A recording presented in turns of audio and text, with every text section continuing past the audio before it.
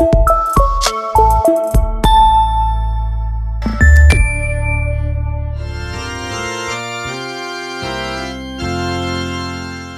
mofinaina isan'andro atolotry ny mpitandrina rakotina valina maoly.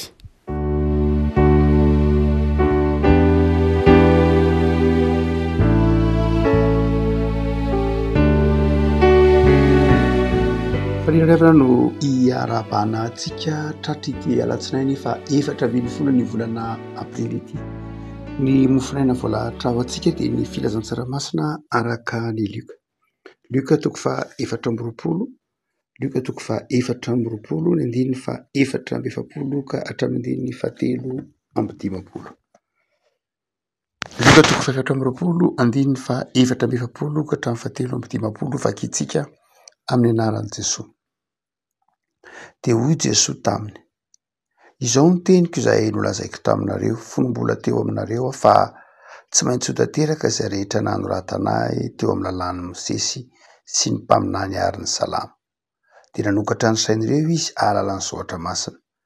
Ary hoy Jesosy taminy: izany no voasoratra fa Kristy haritra ka hitsangana amin'ny maty amin'ny andro fahatelo, ary mba ho toriana amin'ny anarany ny fibebahana sy ny famelan-keloka amin'ny firenena rehetra manomboka eto Jerosalema. Ary ianareo ny vavolombelona izany, ary indro izao mampitondra teny fikasana raiko anareo, fa mitoera eto tanàna mandra-panafiana anareo amin'ny hery avy any amin'ny avo. Ary Jesosy nitondra azy hatrany Betania dia nanaratra ny tanany ka nitsodrano azy. Ary raha mbola nitsodrano azy izy dia nisaraka tamin'ny kanakarina any an-danitra. Ary izy ireo nitsaoka azy dia niverina ho any Jerosalema sady faly indrindra. Ary teo an-kianjan'ny tempôly isan'andro izy nankalaza an'Andriamanitra. Ray masino, manamasinana amin'ny fahamarinana, ny teninao no fahamarinana. Amen. Mba hotoriana amin'ny anarany ny fibebahana sy ny famelan-keloka. Mba hotoriana amin'ny anaran'i Jesosy ny fibebahana sy ny famelan-keloka. Tsika mirevako malala efa nitezaina ny soratra masina, nitezaina tamin'ny fotom-pinoana, nitezaina hatry ny fahazaza, fa rehefa mivavaka dia amin'ny anaran'i Jesosy. Tononona amin'ny anaran'i Jesosy, amin'ny anaranao Jesosy no angatahana izany mivavaka izany. Na rehefa mamaky teny dia amin'ny anaranao Jesosy no amakiana ity soratra masina ity.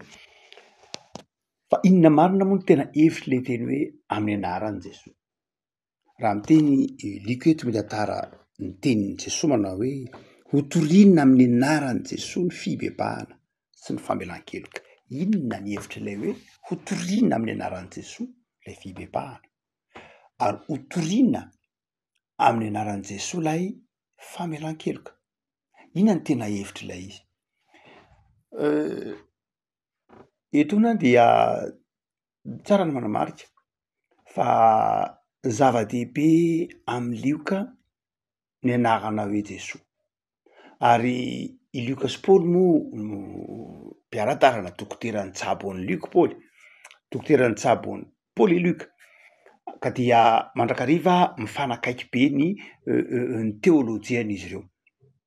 Mazava ho azy, Paoly any amin'ny Kolosiana miteny hoe amin'ny anaran'i Jesosy no andoliany lohalika rehetra, ary asehon'ny Paoly any mahazava-dehibe an'ilay hoe anarana hoe Jesosy. Marina fa sinoptika hafa tahaka andro Matio na tsy sinoptika hafa fa na Jaona koa dia manamafy ny maha zava-dehibe ilay hoe Jesosy mpanelanelana. Fa ilay Jesosy ataontsika hoe mpanelanelana na alalan'ny olona amin'Andriamanitra. Fiainao Jesosy, izy ny lalana, izy ny fahamarinana, izy ny fiainana, izy ny vavahadin'ondry, izy ny vavahady sy ny sisa rehetra. Fa i Paoly dia tena nanome toerana manokana ilay hoe Jesosy, anaran'i Jesosy, izay matanjaka be eo amin'ny teolojian'i Paoly hoe amin'ny anaran'io Jesosy io. Izany dia eto dia te hanantitrantitra n'izay mahazava-dehibe an'ilay hoe anaran'i Jesosy zay liko eto. Saingy melonina hanazavantsika ilay hoe inona moa ilay hoe mahazava-dehibe ilay anaran'i Jesosy, dia mikisaka kely mindresaka any amin'ny testamenta taloha isika. Resaka any amin'ny testamenta taloha zao manao hoe gamosany amin'ny testamenta taloha efa nisy fibebahana. Ngatsy efa nanao antsoavo tamin'ny fibebahana ry Jeremia mpaminany, ry Hosea mpaminany, ry Amosa mpaminany, efa be de be reo mpaminany izay talohan'ny Jaona mpanao batisa nanao antsoavo momba ny fibebahana. Ary Jaona mpanao batisa koa mbola nanao antsoavo momba ny fibebahana. Tamin'ny anaran'izy ary ra no niantsona izy ireo fibebahana. Tamin'ny anaran'iza inona mahasamihafa ny fibebahana notoriany Ezekela na notoriany Jeremia mpaminany sy amin'ilay antso amin'ny fibebahana torintsika fiangonana vanim-potoana ankehitriny. Fa nga koa moa tsy efa nisy famelan-keloka nomen'Andriamanitra ho an'ireo izay mibebaka atao amin'ny testamenta taloha. Tahaka ny Davida rehefa tonga ry Natana niteny tamin'i Davida hoe mila mibebaka ianao, de mibebaka Davida. Dia misy famelan-keloka. De tamin'ny anaran'izy ary le famelan-keloka. Fa nahoana no tena zava-baovao mihitsy aty amin'ny testamenta vaovao, inona ny tsy ampy, inona ny tsy nety, tsy afa-po tamin'ilay voalohany ve Andriamanitra no hoe aty amin'ny testamenta vaovao no nanina ny mbola natao indray hoe amin'ny anaran'i Jesosy. Tsy afa-po ve Andriamanitra, tsy feno ve reny, tsy nety ve reny, sa ahoana? Dia izy rehetra no asehon'i Jesosy eto manao hoe manomboka etona de izao amin'ny anaran'i Jesosy lioka no azahoantsika famelan-keloka sy hitoriana ny fibebahana. Raha mitentsika hoe hotoriana, mazava aloha zany le vombolana hoe hotoriana, hotoriana amin'ny anarana, ilay vombolana hoe hotoriana, nazahoana amin'ny teny grika, nazahoana ny teny hoe kerigma, fakan'ilay teny, raha hitarika amin'ny teny hoe kerigma, zany hoe raha hitarika amin'ny teny hoe afatra, raha hitarika amin'ny teny hoe ohatran'ny hoe filazantsara ihany, laza afatra mafonja, afatra manaitra, afatra mampiova fo, ka raha miteny hoe hotoriana de zao zany mitondra afatra, mitondra fahazavan-tsaina mba hatakaran'ny olona ny atao hoe fibebahana marina ary mba hatakaran'ny olona ny atao hoe famelan-keloka marina. Raha mizana amin'ny testamenta taloha ihany isika de ny zavatra nitranga de izao. Rehefa toriana, rehefa toriana ny fibebahana ao manoloana ny fahotan'ny olona, manoloana ny fahotan'ny zanak'Israely de toriana ny fibebahana. De ina no nitranga? Rehefa toriana ilay fibebahana, mandray ilay olona dia mibebaka izy. Io le teny hebreo shov, mibebaka izy. Rehefa mibebaka izy a dia maneho le fibebahany amin'ny fomba hita maso. Zany hoe lay fibebahana io dia zavatra anankiroa, lay fomba anehoana azy amin'ny fomba hita maso. Voalohany dia mibebaka izy a de misy zavatra atao zany. Satria rehefa manota ny zanak'Israely, na rehefa manota ny olona dia tsy nanota tamin'ny fiarahamonina izy aloha fa nanota tamin'Andriamanitra. Andriamanitra zany no nanaovana lay ota. Andriamanitra zany no ibebahana, zany hoe mitodika amin'Andriamanitra ny zanak'Israely mitodika amin'Andriamanitra ny olo amin'ny testamenta taloha, satria niala tamin'ilay didin'Andriamanitra. Ary dia ny famantarana hita maso fa mibebaka izy dia miverina amin'io Andriamanitra io. Ahoana no hamantarana hita maso fa miverina tamin'ilay Andriamanitra izy? Dia misy ny sorona, misy ny fombafomba maro samihafa fanehoana ilay fibebahana. Hitantsika ao manontolo amin'ny testamenta taloha zany. Lay fiovam-po zany ao amin'ny testamenta taloha dia arahina famantarana hita maso, arahina fihetsika, ary rehefa miteny hoe shov zany hoe dia fitodiana zay milaza hetsika, milaza zavatra atao zany, milaza action rehefa mibebaka. Ary totsika hoe milaza zavatra anankiroa zany izy. Voalohany de lay fanehoana lay zavatra amin'ny ara-panahy ka mitondra sorona na mitondra zavatra manokana ianao hanehoanao asolo lay eloka tsy nety. Iny le mahatonga ny hoe ny fahafatesana ny tambon'ny ota de mitondra sorona ny olona, mitondra misy raha latsaka mihitsy ara mba hanehoana lay fibebahana sy handraisana lay famelan-keloka. Ary eo aorian'izay dia miala amin'ilay ratsy ka manohy ny lalana tsara. Zay endrika anankiroa zay. Fa izao ny zavatra nitranga. Ny ivon'ilay fibebahana zany amin'ny testamenta taloha de izao ilay olona. Lay olona rehefa natsiaro tena ka diso dia miverina amin'Andriamanitra. Zany hoe miivo tamin'ny fahatsapan'ny olona ny tenany ho diso zany ilay fibebahana. Dia hitatsika fa am'teo iny tantara rehetra fa tsy afa-po tam'izay Andriamanitra. Nahoana ny tsy afa-po Andriamanitra? Satria lasa endriky ivelany lay fibebahana, lasa lay fomba ivelan'lay fibebahana, ary tsy ampy lay fanoloran-tenany zanak'Israely. Ataony ihany lay fomba, ataony ihany lay rite, ataony ihany lay fanaterana an'lay fanatitra, lay sorona alatsadrasana zao miverina manota ihany izy. Zany hoe lasa tsy afa-po Andriamanitra satria ny herin'ny tenan'lay olona no entiny manatona an'Andriamanitra. Ny olona zany tao amy testamenta taloha no niezaka manatona an'Andriamanitra amin'ny alalan'ny fiezahany, amin'ny alalan'ny zavatra rehetra zay ataony, de izy nanatona an'Andriamanitra. Ny zavatra mitranga nefa de zao tsy tena tsy tonga eo amin'Andriamanitra mihitsy izy satria mpanota. Tsy tonga eo amin'Andriamanitra izy satria mpanota. Na miezaka azy izy de tsy tonga eo amin'Andriamanitra, tsy tanteraka lay fibebahan'ny olona zany. Ao amy testamenta taloha zay mahatonga azy hoe dingana lay testamenta taloha, fa ny manana lay fahatongavan'i Jesoa, fa tsy hoe farany amy testamenta taloha ny fifandraisany tantarany fifandraisan'ny olona tamin'Andriamanitra, fa aty amy Jesoa vao tanteraka lay promesse na lay fanomeza toko tany amin'ny Abrahama na hatrany amy bokin'ny Genesis mihitsy ara hoe hamonjy ny olona Andriamanitra. Noho zany dia tsapan'Andriamanitra zany, fa hoe tsy tanteraka ny fibebahan'ny olona. Tsy tanteraka ilay fibebahan'ny olona satria ao amy testamenta taloha, satria amin'ny herin'ny tenany no ezahiny manatona an'Andriamanitra.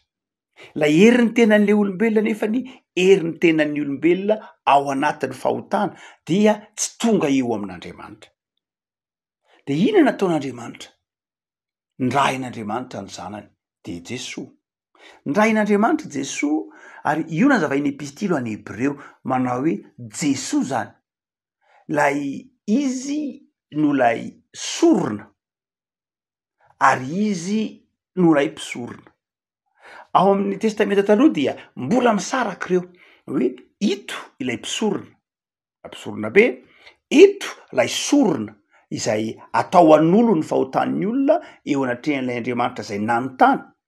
Dia ireo rehetra ireo de mbola ahitana tsy fahatanterahana, na ilay mpisorona izay mitondra lay fanatitra, olombelona mpanota, na ilay sorona hoentin'ilay olona koa ary, ka nahatonga ny tompo ny teny eo amy Malaki manao hoe jerety sorona ataonareo fa sady omby mandringa, ondry sembana no noentinareo ataonareo sorona. Zany hoe tsy nety tanteraka mihitsy ilay fibebahana sy lay fampihavanana ny olona tamin'Andriamanitra, satria olombelona mpanota ny teo. De ndrahan'Andriamanitra ny zanany izay tanteraka, satria izy tenany no sady sorona, na izy tenany no sady mpisorona raha teo. Dia lay teny hoe amin'ny alalany ara no azahoana lay fibebahana, de izao no heviny. Ao amy Jesosy Kristy Tompo no tena ahafantarantsika ny mahampanotatsika. Zay le hoe amin'ny anarany no azahoantsika fibebahana. Ao amy Jesosy Kristy Tompo no ahafantarantsika ny mahampanotatsika. Foana zany lay fiezahantsika hibebaka amin'ny herin'ny tenantsika amin'ny alalan'i Jesoa. Fa amin'ny alalany, zay dikany hoe amin'ny anarany, amin'ny alalan'i Jesoa no anambarana, no ahatakarantsika hoe inona marina antsoina hoe fibebahana. Raha vao tsy ao amy Jesoa zany tsika, de zao fibebahana zay vokatry ny fiezahantsika ka ahitana tsy fahatanterahana mandrakariva. Mety ho fiovantsaina ny ilazana an'izany, mety hoe miova fisainana tahaky ny fomba fiteniny amy filozofia andavanandro, hoe mba miova saina, mba miova, fa tsy atao hoe fibebahana izy rehefa tsy tao amy Jesoa, rehefa tsy tamin'ny alalan'i Jesoa. Satria nahoana ary? Satria amin'ny anaran'i Jesoa zany lay zanak'Andriamanitra, ka rehefa mandray an' Jesoa tsika, rehefa mino an' Jesoa tsika, de zao amin'ny alalan'io no ahafantarako hoe indrisy mpanota. Satria nahoana io tenenin'ny lioko io, miariary lay fahorian'i Kristy, miariary ilay fijaliany Kristy atao teo amin'ny azo fijaliany ka amin'ny alalany rehefa mijery an'iny azo fijaliany Kristy iny sika rehefa mibanjina ny Kristy isika de zao tsapatsika ny mahampanotatsika.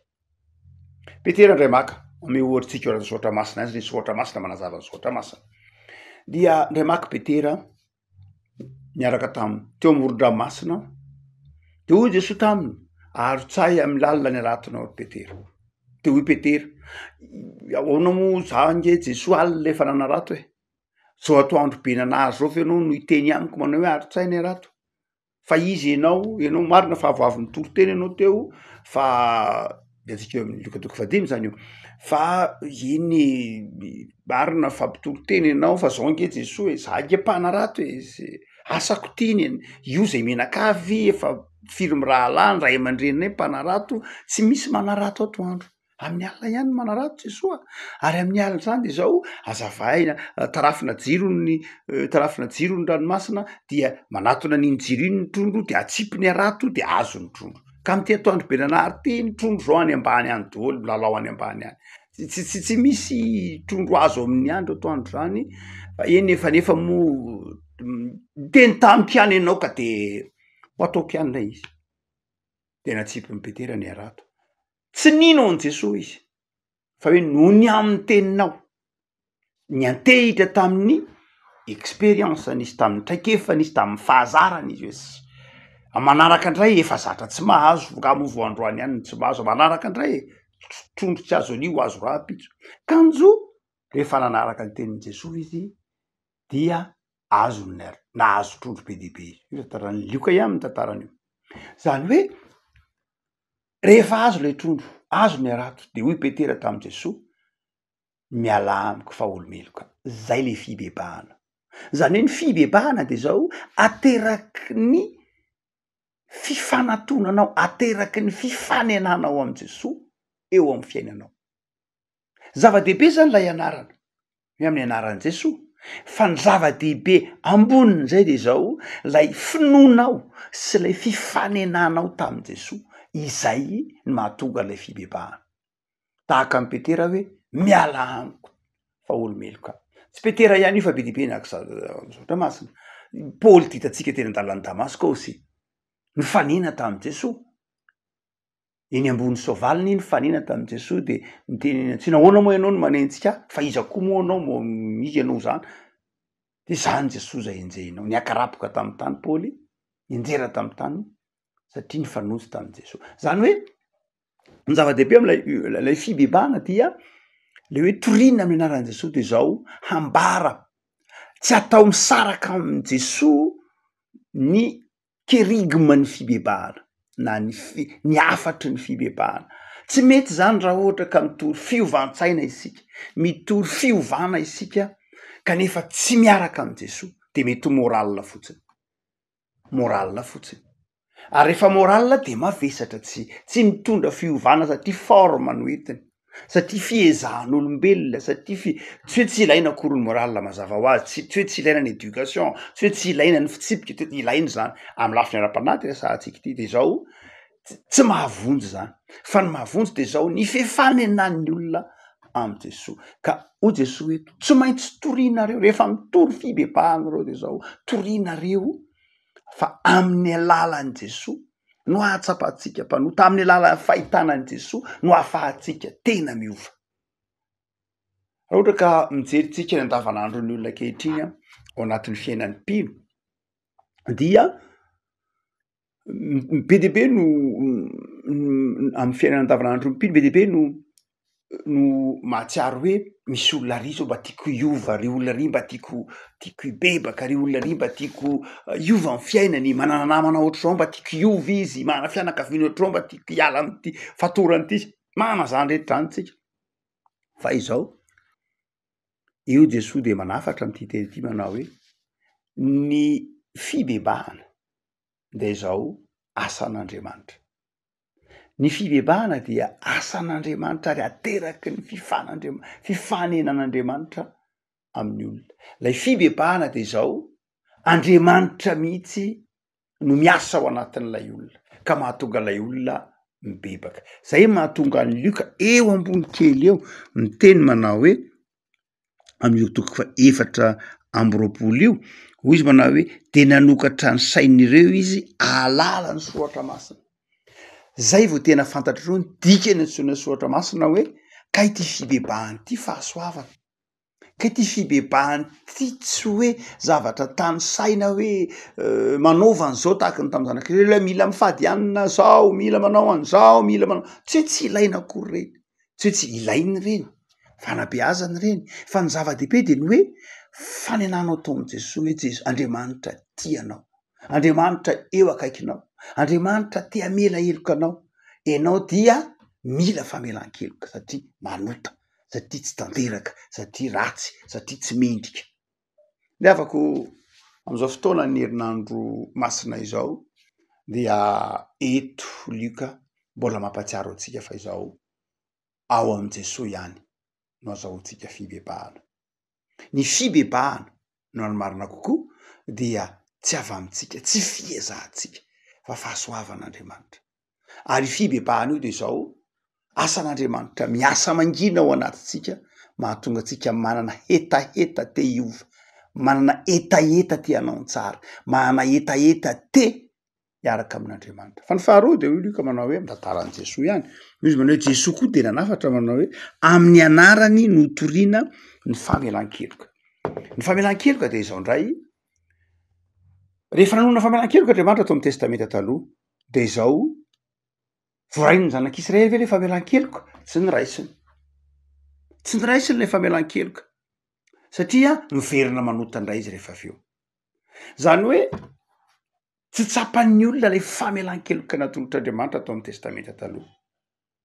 Dia amin'ity am'izao testamenta vaovao, amin'ny andro zay atsiarovantsika ny fangiry firian'ny tompo am'ty herinandro masina ity zao, dia amin'ny alalan'i Jesosy no andraisana le famelan-keloka. Isika zany nanatona n'Andriamanitra tamin'ny alalan'ny fibebahana. Dia amin'ny alalan'ny fibebahana amin'i Jesosy Kristy tompo, Andriamanitra kosa hamela heloka antsika, anatona antsika amin'ny alalan'i Jesosy Kristy tompo hanolotra le famelan-keloka. Raha tsy eo zany Jesosy de izao lasa tsy tanteraka isika ka tsy mahavita le fibebahana araka izay tadiavin'Andriamanitra, ary nanolotra famelan-keloka n'Andriamanitra dia tsy tanteraka koa isika ka afaka handray le famelan-keloka natolotr'Andriamanitra. Fa teo Jesosy, rehefa teo Jesosy de izao noentin'i Jesosy teo amin'Andriamanitra ny fifonantsika, ary noentin'i Jesosy teo amintsika ny famelan-kelok'Andriamanitra. Zay mahatonga ny Lioka eto miteny hoe amin'ny alalany no toriana ny famelan-keloka. Tsy misy famelan-keloka hivelan'i Jesosy.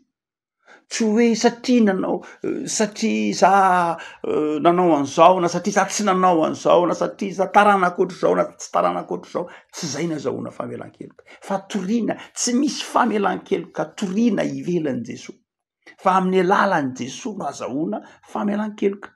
Averina indray, itsika mibebaka, ny fibebahantsika de noentin'i Jesosy teo amin'Andriamanitra.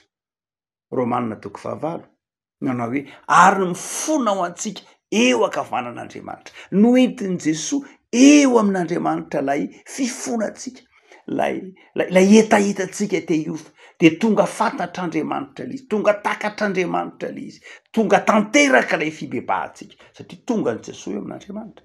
Fa avy eo mamela heloka Andriamanitra de tonga ny Jesosy eto amintsika koa zay famelan-keloka izay. Fa raha tsy teo Jesosy de tsy tonga eo amintsika le famelan-keloka, tsy haintsika nandray azy very eny am-pandehanana. Fa rehefa tonga Jesosy de noentin'i Jesosy omby eo amin'ny fiainantsika le famelan-keloka. Zay no nahatonga an'ilay tenin'i Jesosy teo amin'ny hazo fijaliana hoe vita. Vita ny famonjena. Tonga ny Jesosy eo amintsika lay famelan-keloka.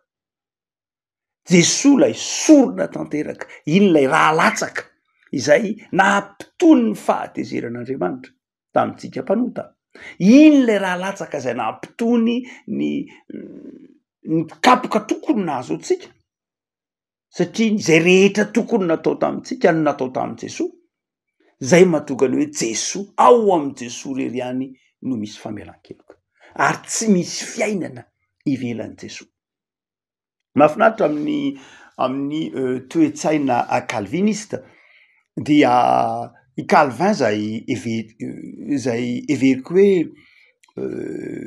mitombona indrindra ny teolojiany teolojia ndre sahatsika fa tsy zoatra masina satria misy teolojia mitombona misy teolojia tsy mitombona mazava ho azy satria ny teolojia dia ny fahatakarany olona ny soatra masina fahatakarany olona ny tenin'Andriamanitra zay mety mivoatra soatra masina tsy fa ny teolojia mety mivoatra ma de misy fahasamihafany zany ny fahatakarany olona ny soatra fahatakarany olona ny soatra masina tamin'ny moyen âge tsy hitovy amin'ny temps moderne ary tsy mitovy amin'izao andro na antsika izao dia i Calvin dia nanazavana hoe enao angena inona na inona fiezahanao enao angena inona na inona de zao tsy mety ho tsara ianao raha tsy eo Jesosy ary ao am' Jesosy rery ihany no misy fahatsarana Calvin de manazavana hoe io fahotana io de tsy misy olona na iray aza ozy Calvin ka tsy mpanota ary ny olona manontolo ny fisainan'ny olona maizy azy manontolo no ny mpitehan'ny fahotana tsy voatery zay akory amin'ny teolojiana sasany be de be ohatra hoe Saint Thomas d'Aquin tsy de ohatran'izay fomba fijeriny azy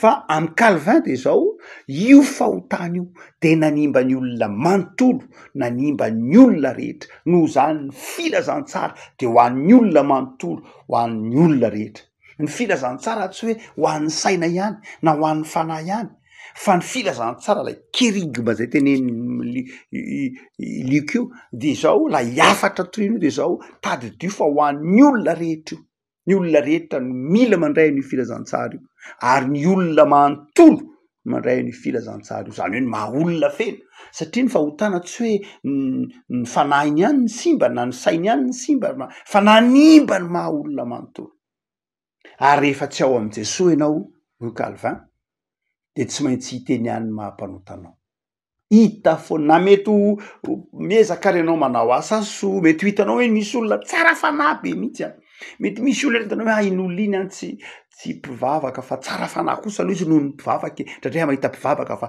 tory olona ry tsy mpivavaka tsy miditra am-piangonana fa niko zao ohatra ny tsara fanahy izy fijerinao zany fa tsy fijerin'Andriamanitra raha izay ny fijerinao de aminao zany tsy ilaina ho faty aty amin'ny azy fijaliana zany Jesosy raha ohatra ka misy olona mahavita ny tsara tsy misy an' Jesosy de tsy nilaina zany ny fahafatesan'i Jesosy fa matoa ny raha in'Andriamanitra ety ambonin'ny tany Jesosy de fantatra fa tsy possible fantatra fa tsy vita mihitsy ny manao ny tsara ivelan'i Jesosy azay maha calviniste ny calviniste zay maha protestant ny protestant manao hoe tena raha vao tsy eo Jesosy de very zay mahatonga ny Jesosy nanamafy impiry miteny hoe izy ange le fiainany zay mahatonga ny fehiten'ny lioka eto manao hoe torio ambarao ny afatra lehibe de zao amin'ny lalany io Jesosy io ihany no isin'ny fibebahana io no azahoana fibebahana ary amin'io koa no anomezana ny famelan-kely afaka malala am'izao herinandro masina izao zay ahatsiarovantsika ny fangiry firin'ny tompony hibebahanao hibebahantsika ary andraisantsika ny famelan-keloka nampanantenain'ny tompontsika raha tsy efa tsapanao fa nandray zany sahady ianao ka sambatra amin'ity tontolo andro ity vavakasika tompo soranao zay no amin'ny fahatsapana fa ny fiovampo de ateraky ny fifanenanay aminao ny famelan-keloka dia ateraky ny firaisanay aminao sotra tompo fa tsy herinay na tanjakaina azahoanay mibebaka fa noho ny antsonao sy ny bitsiky ny fanainao masina ty anatinay sotra tompo fa voavela heloko izahay ary tonononao aminay ny fiadanana am'izao herinandro masina izao azavelanao andalo foana aminay izao fa atsapanay fiovampo antsapanay fiainana sy fifaliana atsapanay fahasambarana fa efa tonga anao eo amin'ny fiainanay eo amin'ny tokantranonay eo amin'ny asanay eo amin'ny mpiarabelona aminay ny famelan-keloka ataovy manana fo madio zay afaka andray zany famelan-keloka natolotrao zany da iny tontolo andronay nio Jesosy ho tontolo andro fandresena ho tontolo andro atsapanay ny fahasoavana sy ny fiadanana zahotra Jesosy amen